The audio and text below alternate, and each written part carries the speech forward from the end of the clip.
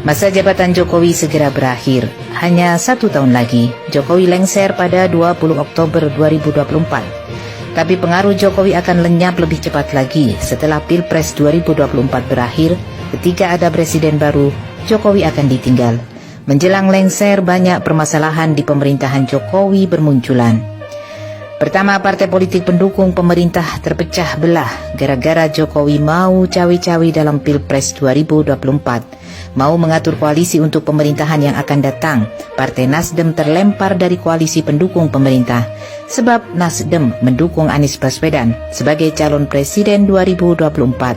Sedangkan Jokowi sangat anti Anies, terlihat jelas dari sikap Jokowi. Kemudian PKB keluar dari koalisi Kebangkitan Indonesia Raya yang diinisiasi Gerindra dan PKB. Lagi-lagi akibat campur tangan Jokowi yang terlalu dalam.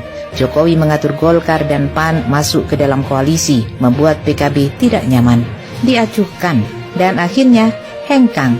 Bahkan nama koalisi diubah menjadi Koalisi Indonesia Maju tanpa sepengetahuan Caimin.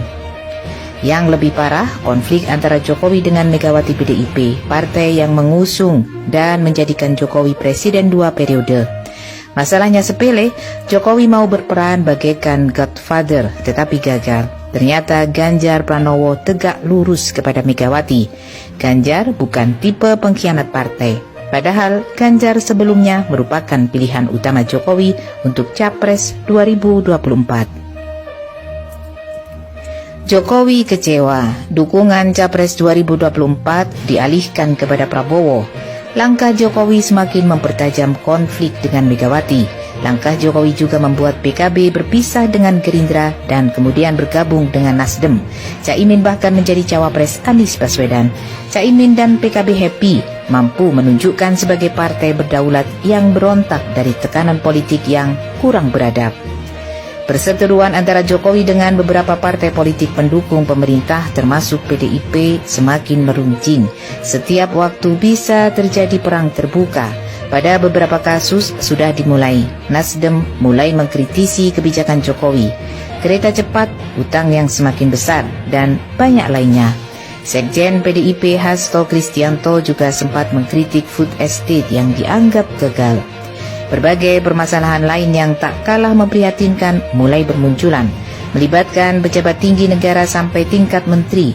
Korupsi BTS 8 triliun di Kemenkominfo mempertontonkan perilaku dan moral barbar. Ada pula skandal pencucian uang 349 triliun di Kementerian Keuangan. Di Sulawesi Tenggara terbongkar perampokan nikel yang merusak kawasan hutan ratusan hektar. Pelaku utamanya orang dekat istana, Windu Aji Sutanto. Windu Aji Sutanto juga terlibat kasus BTS. Windu Aji adalah tim sukses Jokowi pada Pilpres 2014 dan 2019. Di luar kasus ini menumpuk skandal besar lain, tinggal menunggu waktu kapan meledak. Yang terbaru, korupsi di Kementerian Pertanian. Syahrul Yassin Limpo yang mengundurkan diri jadi jabatan menteri. Dijemput paksa penyidik KPK, kasus Syahrul yang merupakan kader Nasdem bisa berbuntut menjadi perang terbuka antara Istana dan Nasdem. Tanda-tanda itu sudah terlihat. KPK bilang hasil korupsi mengalir ke Nasdem. Sebaliknya, Ketua KPK Firly Bahuri dilaporkan ke Polda Metro Jaya dengan dugaan memeras Syahrul Yassin Limpo.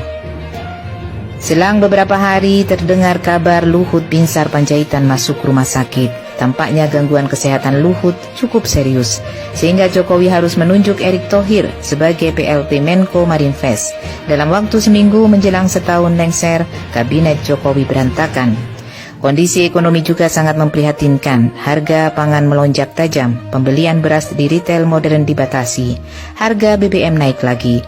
Cadangan devisa turun dari 144,9 miliar dolar pada 2021 menjadi 134,9 miliar dolar pada September 2023. Pelemahan ekonomi juga diikuti pelemahan kurs rupiah yang sempat tembus 15.700 per dolar.